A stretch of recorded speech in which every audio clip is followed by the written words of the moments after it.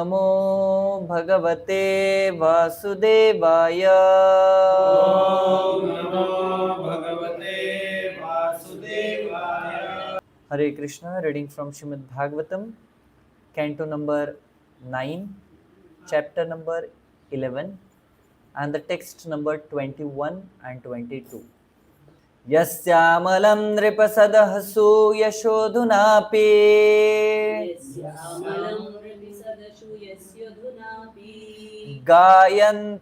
गायन्त अघग्नऋषयो दिग इभेन्द्रपट्टम्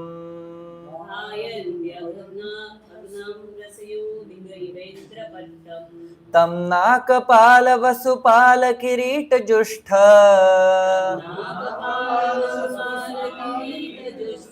पादाम्बुजं रघुपतिं शरणं प्रपद्ये। Translation. So this shloka is only translation. So then I will recite the 22nd shloka and the translation and purport to that. Translation. Lord Ramachandra's spotless name and fame, which vanquish all sinful reactions, are celebrated in all directions. Like the ornamental cloth of the victorious elephant that conquers all directions, great saintly persons like Markandeya Rishi still glorify his characteristics in the assemblies of great emperors like Maharaj Yudhishthir.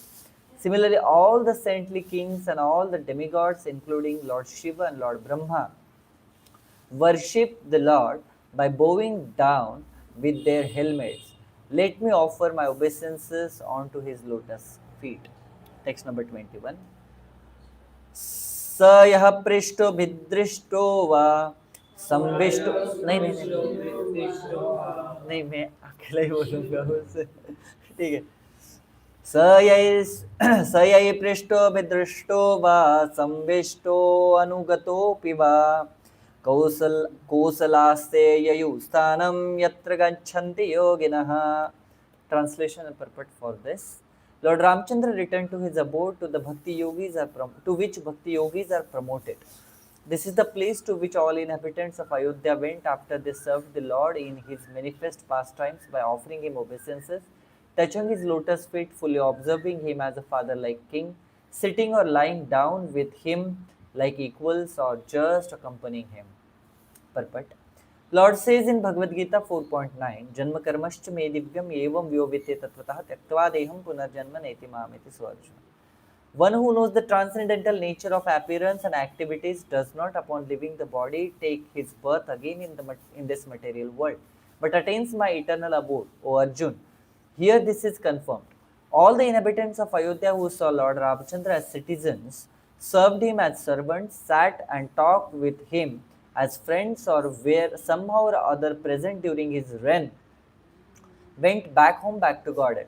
After giving up the body, the devotee who becomes perfect in the devotional service enters that particular universe where Lord Ramachandra, Lord Krishna is engaged in his pastimes. Then, after being trained to serve the Lord in various capacities in the Prakata Leela, the devotee is finally promoted to Sanatana Dhama, the supreme abode in the spiritual world. This Sanatana Dhama is also mentioned in Bhagavad Gita. Parastasmat bhavanyo avyakto avyaktad sanatana. Bhagavad Gita 8.20. One who enters the transcendental pastimes of the Lord is called Nitya Leela Pravishta. To understand clearly why Lord Ramachandra returned, it is mentioned herewith that the Lord went to the particular place where the Bhakti Yogis go. The impersonalists misunderstand the statement of Srimad Bhagavatam to mean that the Lord entered his own effulgence and therefore become impersonal.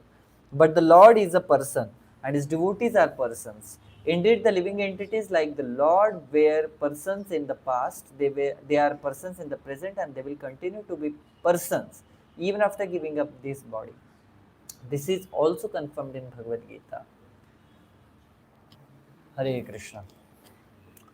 तो आज आप सभी भक्तों का यहाँ पे हमारे ISKCON गोरेगा waste के श्रीमद् भागवत कक्षा में बहुत बहुत स्वागत है।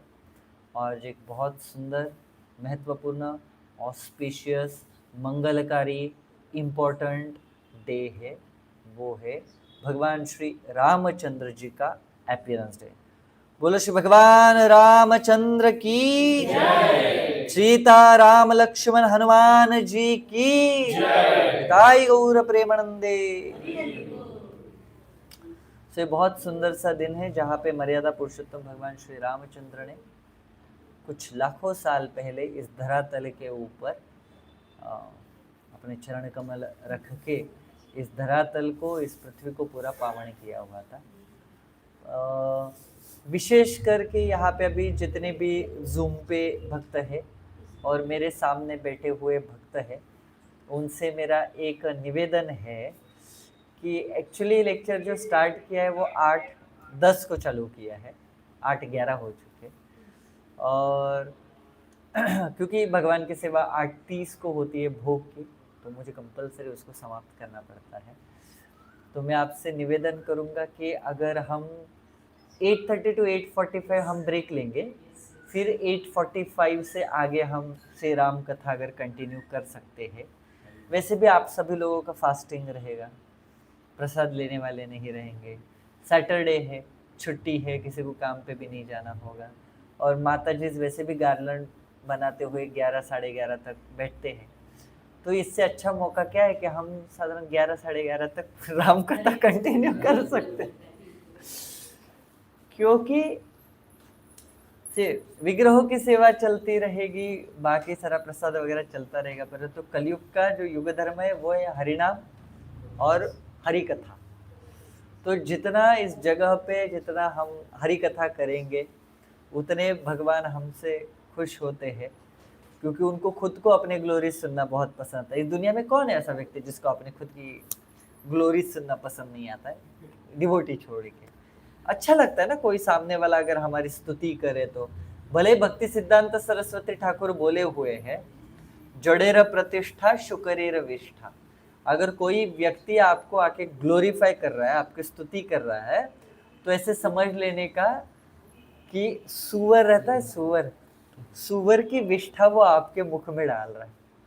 सोचो यक कितना गंदा लगता होगा। तो इसीलिए ज़्यादा स्तुति की तरफ नहीं आना चाहिए, परंतु भगवान के लिए वो बहुत अच्छा है।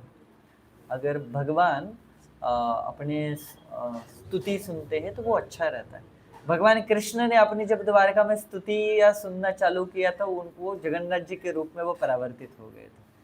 तो जब कृष्ण अपनी लीलाएं सुनते हैं तो वो सुनाने वाले, सुनने वाले सबके लिए वो पवित्र होती है, सबके लिए वो मंगलकारी होती है, सबके लिए वो शुद्धिकारक रहती है। हमारे ग्लोरी सुन के लोगों की ईर्ष्या जागृत होती है, लोगों के अंदर का गुस्सा जागृत होता है, और हमारे अंदर का अहंकार जागृत होता है।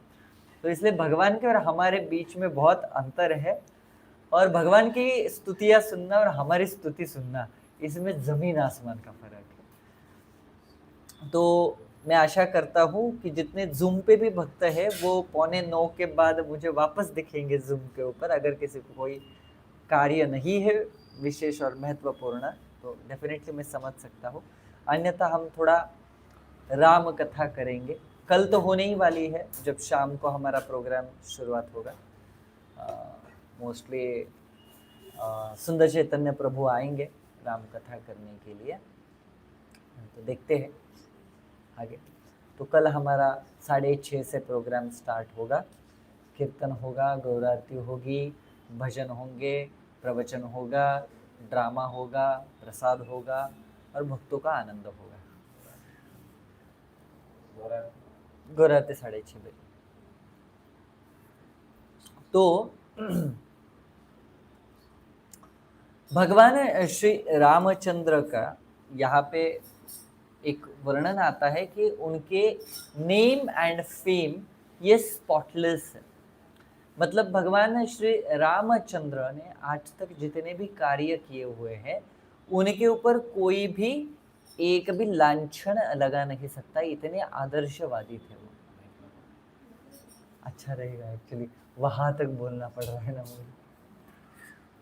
तो ये है स्पॉटलेस, अमल। भगवान रामचंद्र का जो भी ग्लोरीज होता है वो है अमल। हम कोई भी कार्य करते हैं तो उसमें त्रुटियां रहती है और लोग उसकी त्रुटियां निकालते भी हैं, परंतु जैसे हमने शुद्ध लेखन लिखा तो शिक्षक आएंगे ही, उसमें त्रुटियां निकालेंगे डिक्टेशन में। हमने आंसर लिखा पेपर में, तो उसमें कुछ ना कुछ तो स्वल्प विराम, अल्प विराम, कॉमा, इसका उसका कुछ तो गलती निकाल के आधा मार्क तो कट करेंगे। तो हमारे कार्य और हमारे जन्म कोई ऐसे ग्लोरियस नहीं होते, परंतु भगवान और भगवान के भक्त जो रहते हैं उनके कार्य और उनका जन्म दोनों भी स्पॉटलेस होता है।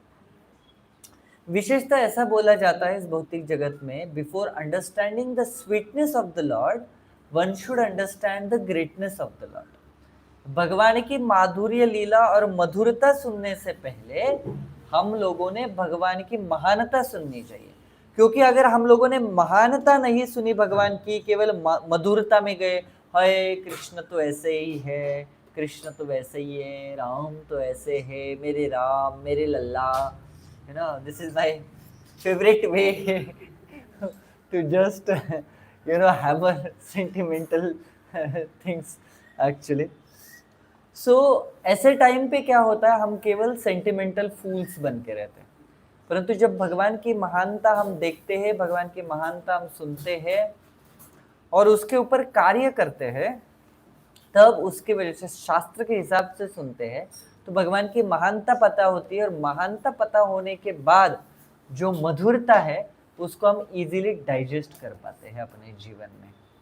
जैसे कि कोई एक व्यक्ति है, बड़ा धनी व्यक्ति है अपने जीवन का, और ये धनी व्यक्ति के आप घर पे गए, साधारण सा घर है, और वो एक छोटा बच्चा है उसके घर में जिसके लिए वो घोड़ा बनता है, और वो घोड़ा बनते बनते बनते बनते करके आवाज निकालता है, और वो व्यक्ति जो है उसको हम देखते तो क्या बोलेंगे, बाप रे ये तो बड़ा आदमी था करके हमने सुना था, बड़े लोग ऐसे बड़े शौक रखते होंगे, ये भी तो घोड़ा बन रहा है अपने बच्चे के लिए करके।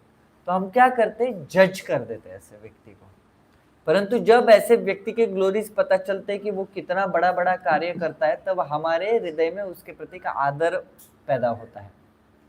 जैसे कि एक कथा आती है श्री चैतन्य चरितामृत में, एक बार गदाधर पंडित को, आई थिंक मुरारी गुप्ता जी बोले कि मैं आपको एक बहुत महान भक्त के पास लेके जाऊंगा। तो गदाधर पंडित बोले ठीक है। गदाधर पंडित सन्यासी थे, विशेषतः वह क्षेत्र सन्यासी थे। गदाधर पंडित मतलब कौन, श्रीमती राधा रानी स्वयं, ठीक है। तो श्रीमती राधा रानी जो है वो गदाधर पंडित के स्वरूप में आने के बाद मुरारी गुप्ता बोलते हैं कि मैं आपको एक महान भक्त के पास लेके जाऊंगा, और वो जो महान भक्त है आप उसको देखिए, भगवान की क्या सेवा करते हैं, भगवान के प्रति कितने वो आकर्षित है।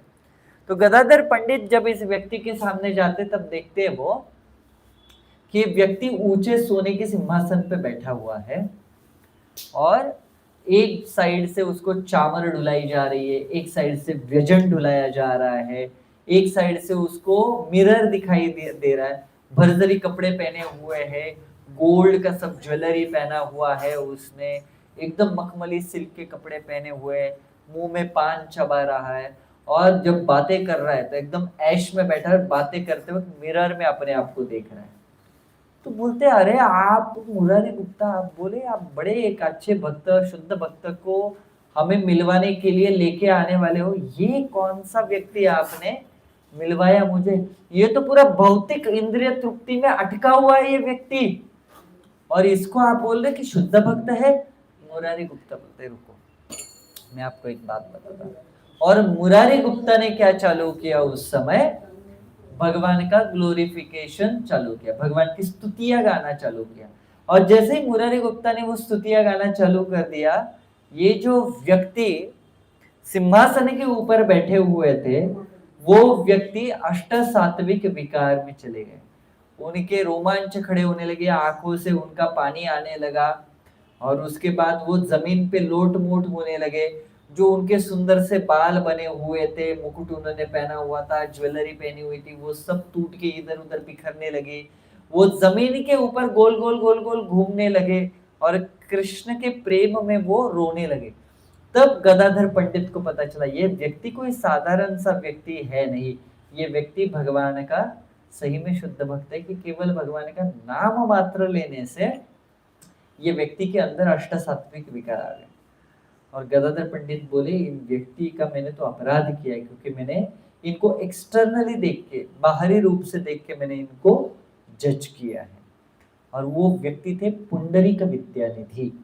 पुंडरीक विद्यानिधि मतलब कृष्ण की लीला में वो वृषभानु महाराज बन के आए थे, जो श्रीमती राधा रानी के पिता है। वही वृषभानु महाराज पुंडरीक विद्यानिधि बन के आते हैं, गदाधर पंडित श्रीमती राधा रानी बन के आते हैं। और चूंकि गदाधर पंडित ने अभी पुंडरीक विद्यानिधि के प्रति अपराध किया है, तो गदाधर पंडित बोलते हैं इस अपराध का क्षालन मैं कैसे करूंगा, मैं पुंडरीक विद्यानिधि को अपना गुरु मानता हूँ, और उन्होंने उनसे दीक्षा ले ली। सो श्रीमती राधा रानी उन्होंने अपने पिता से ही दीक्षा ली, मतलब पुंडरीक विद्यानिधि ने ही गदाधर पंडित जी को दीक्षा दिया। ठीक है, तो एक्सटर्नली जब हम जज करते किसी व्यक्ति का महानता देखे बिना, तो हम बहुत बार गलत होते हैं। ठीक है, हरे कृष्णा, दंडवत प्रणाम सभी भक्तों के प्रति। ठीक, तो मेरा माइक से आवाज जाने के बाद भी आप लोगों का आवाज मुझे यहाँ तक क्लियरली सुनाई दे रहा है, तो कृपया थोड़ा खुसुर फुसुर कीजिए ऐसे कान में। क्या है ना, मैं इतना अच्छा वक्ता नहीं हूँ कि भगवान की कथा में पूरा डूब जाऊंगा। मेरा मन इधर उधर भागता भी है, तो नेचुरली थोड़ा सुनाई भी देगा मुझे करके। तो सॉरी, एक्सट्रीमली सॉरी। मुझे पता है आपका सेवा करते वक्त आप लोगों को कम्युनिकेट करना पड़ेगा करके, परंतु समझ ले ऊपर से फास्टिंग है ना, तो और मन भागता है इधर उधर। हरे कृष्णा। तो भगवान रामचंद्र की महानता बिना समझे अगर केवल हम भगवान रामचंद्र की लीलाओं को समझने की कोशिश करते, तो बहुत बार हम उनको मिसजज कर देते हैं। ठीक है, जैसे अभी थोड़ी देर पहले हम डिस्कस कर रहे थे कि भगवान रामचंद्र जो है उनका लीला करते वक्त कि भगवान रामचंद्र ने बाहर जाए, वो लिखते यही 11th कैंटो के समथिंग 18-19 वर्ष में कि भगवान रामचंद्र गुप्त हेर बन के अपना काया पलट करके अपने राज्य में वो घूमते थे। और ऐसे घूमते घूमते एक धोबी से उन्होंने सुना, कह रहे मैं थोड़ी ना राम हूँ कि किसी और के साथ जो रही हुई मेरी पत्नी है उसको मैं वापस अपने जीवन में स्वीकार करूं। और भगवान रामचंद्र को इतना बुरा लगता है उस चीज का, और वो अपना राजधर्म को पहले रखते हुए सीता माता को वापस भेज देते हैं। तो एक भक्त यहाँ पे बोले कि उनको आज भी बहुत बुरा लगता है कि भगवान रामचंद्र ने सीता माता को क्यों छोड़ा करके। डेफिनेटली जब भक्त भगवान की लीलाएं सुनते हैं तो उसमें भी दो एस्पेक्ट आते हैं। एक एस्पेक्ट आता है जो तत्व के दृष्टि से होता है, और दूसरा एस्पेक्ट होता है जो भावना के दृष्टि से होता है। तत्व के दृष्टि से हम 100% समझते भगवान रामचंद्र ने जो किया आपको सोच समझ के किया है, उन्होंने जो किया बहुत अच्छे से किया हुआ है। परंतु भावना जो होती है ना, वो आज भी आहत होती है। ठीक है, जैसे जटायु का एपिसोड में अपने जीवन में जब भी कभी सुनता हूं, तो मुझे लगता है जटायु को जाने की जरूरत क्या थी। वो देख रहे थे कि रावण लेके गए, उनको ये भी पता है कि रावण इनको कहाँ पे लेके गए, बस रावण के पीछे पीछे जाते, उनको पता चलता सीता माता जीपीएस लोकेशन की तरह कि सीता माता को कहाँ पे रखा है, और फिर रामचंद्र जो आए थे ढूंढते उनको बता देते कि देखो भगवान रामचंद्र ये यहाँ पे सीता माता को रखा हुआ है करके, और आप चलो मेरे बैग के ऊपर हम ढूंढ के आए हैं, लेके आएंगे करके। हाँ, चुपके से फॉलो करते मोसाद के स्पाई की तरह, रॉ के स्पाइस की तरह। बट ये नहीं हुआ, उनको अपना जीवन त्याग करना पड़ा, क्योंकि उन्होंने अपने हिसाब से सोचा कि मैं जीतूंगा नहीं, परंतु मेरा ये ड्यूटी बनता है क्योंकि मैं फादर फिगर हूँ, मैं सीता माता के लिए एक पिता के समान हूँ, और मेरा ये कार्य बनता है कि भले मेरे अंदर वो स्ट्रेंथ क्यों ना रहे, परंतु मैं सीता माता की प्राण बचाने की या उनको बचाने की जरूर कोशिश करूंगा। इस भावना से जटायु गए। देखिए, मरीच और जटायु इन दोनों के थॉट प्रोसेस में, इन दोनों के सोचने में कितना अंतर था। मरीच को जब रावण ने अप्रोच किया कि तुम एक काम करो, तुम हिरण का रूप ले लो और जाके राम को वहां से निकलो बाहर ताकि मैं सीता को ले जा सकूं। मरीच वो ने क्या सोचा, अगर मैं ये करता हूं और भगवान रामचंद्र को अगर ये पता चलता है, पहले से उनको पता था, सुबाहु और मारीच जब विश्वामित्र मुनि के साथ वो घूम रहे थे चित्रकूट के एरिया में, तो वहां पे एक बाण से मरीच कोसों किलोमीटर माइल्स तक जाके गिर गया था। तो मैंने एक बार सुना था हिज होलीनेस राधा गोविंद गोस्वामी महाराज से कि वो मलेशिया मॉरिशस के साइड जाके गिरा था। भगवान रामचंद्र ने इतना जोर से बाण मारा था उसको, और सुबाहु तो मरी गया था उस समय। तो मरीच को पता था भगवान रामचंद्र कोई ऑर्डिनरी पर्सन, कोई साधारण व्यक्तिमत्व है नहीं। तो बोलता है अगर मैं हाँ बोलता हूं तो भगवान रामचंद्र इस बार तो मुझे पक्का मार देंगे, और मैं ना बोलता हूं तो रावण मुझे मार देगा। मरना तो दोनों की साइड से है, परंतु कैसे मरेंगे वो हमारी चॉइस है, ठीक है। तो उसने बोला रावण के हाथों से मरने से अच्छा है मैं राम के हाथों से मरूं ताकि मुझे कुछ फायदा हो। मरीच ने क्या सोचा, अपने खुद के फायदे की सोची, बराबर है। उसने राम से मरना पसंद किया क्योंकि उसको फिर उसके बाद अच्छा डेस्टिनेशन मिलेगा, परंतु वो जो कार्य करेगा उससे पहले वो भगवान रामचंद्र को कितना तकलीफ देने वाला है, वो सीता माता को कितना तकलीफ देने वाला है, और वो आगे जाके कितने भक्त वृंदों को तकलीफ देने वाला है, इसके बारे में बिल्कुल भी मारीच ने सोचा नहीं। वो गया और उसने रामचंद्र को वहां से हटाया सोने का हिरण बन के। इसलिए कोई भी सोने की चीज होती है ना, उससे अट्रैक्ट नहीं होना चाहिए। केवल निताई गौर हरि जो सोने के तब तक कांचन जो दिख रहे हैं उनसे अट्रैक्ट अगर हम होते तो हमारे जीवन में कुछ हो सकता है, अन्यथा बहुत मुश्किल है।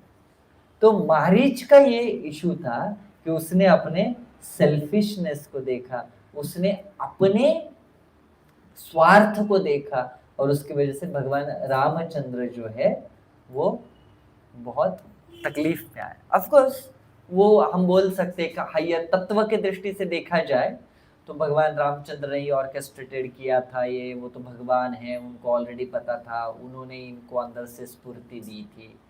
परंतु ये बोलने के लिए तत्व के दृष्टि से हिसाब से ठीक है, भावना के दृष्टि से देखा जाए तो it was very wrong. Now Jatayu का क्या इच्छा था, जटायु का क्या थॉट प्रोसेस था, वो क्या सोचता था। तो आपने देखा कि मरीच का मेंटालिटी क्या था, कि मरीच को लगा कि भगवान रामचंद्र के हाथों से अगर मैं अपने प्राण ये कर देता हूँ, छोड़ता हूँ, तो मुझे फायदा होगा। राक्षसी प्रवृत्ति ऐसी रहती कि जीवन में हर एक वस्तु में, हर एक चीज में वो अपना स्वार्थ देखता है। एक गुण होता है राक्षस का कि वो स्वार्थी ही रहता है, ठीक है। ऐसा नहीं कि जो व्यक्ति सही में अपना थोड़ा बहुत इधर उधर स्वार्थ देखे तो वो व्यक्ति को राक्षसी समझना है, ऐसा नहीं है, परंतु विशेषता वो एक गुण उनमें बहुत प्रोमिनेंट रहता है। और फिर उसके बाद मारीच का होने के बाद जब हम जटायु के पास आते हैं, तो जटायु भगवान के भक्त थे। जटायु को अपने जीवन में चाहे वो किसके हाथ से, कौन से परिस्थितियों में और किस तरीके से देह त्याग करे, इससे उनको कोई ज्यादा लगाव नहीं था या फिर सोच नहीं रहे थे, परंतु भगवान की सेवा करते हुए मैं कैसे जा सकता हूँ, मेरे वजह से भगवान को कोई इनकन्वीनियंस ना होते हुए मैं भगवान की सेवा करूं, इसमें उनकी रुचि ज्यादा थी। कि भले ही मैं रावण से अपना देह त्याग करूं, रावण के हाथों से मैं मारा जाऊं, परंतु मरते वक्त में भगवान रामचंद्र की सेवा करके गया हूं, ये महत्वपूर्ण था। इसलिए भगवान श्री रामचंद्र ने मारीच को मारा, छोड़ दिया, परंतु जब जटायु गए तो भगवान रामचंद्र ने अपने हाथों से उनका दाह संस्कार किया कि भले ही मेरे जीवन में मेरा स्वार्थ, मैं कहाँ पे जाऊं, जटायु ने नहीं सोचा रावण के हाथ से मरूंगा तो अगर मैं गया तो नरक में गया, तो उन्होंने वो नहीं सोचा। उन्होंने भगवान की सेवा को सर्वप्रथम अपना दायित्व समझा। तो वो जटायु और मरीच के बीच में ये डिफरेंस रहता है, ये उन दोनों के बीच में एक क्या बोलते हैं उसे, डिफरेंस को, एक हाँ अंतर है दोनों के सोच विचार में। भगवान रामचंद्र जटायु के सेवा से इतने खुश थे कि उन्होंने उनका दाह संस्कार किया। सोचिए, भगवान रामचंद्र जिनके पिता जाने के बाद भगवान रामचंद्र को उनका दाह संस्कार करने को नहीं मिला है, भरत और शत्रुघ्न जी ने वो किया है। परंतु यहाँ पे जटायु इतने सौभाग्यशाली है कि भगवान रामचंद्र, क्योंकि जटायु ने सोचते, जब रावण से लड़ाई कर रहे थे तब क्या सोचा था कि मैं सीता माता के पिता के समान हूँ, उस उम्र का हूँ और वो मेरा दायित्व है उनको प्रोटेक्ट करना।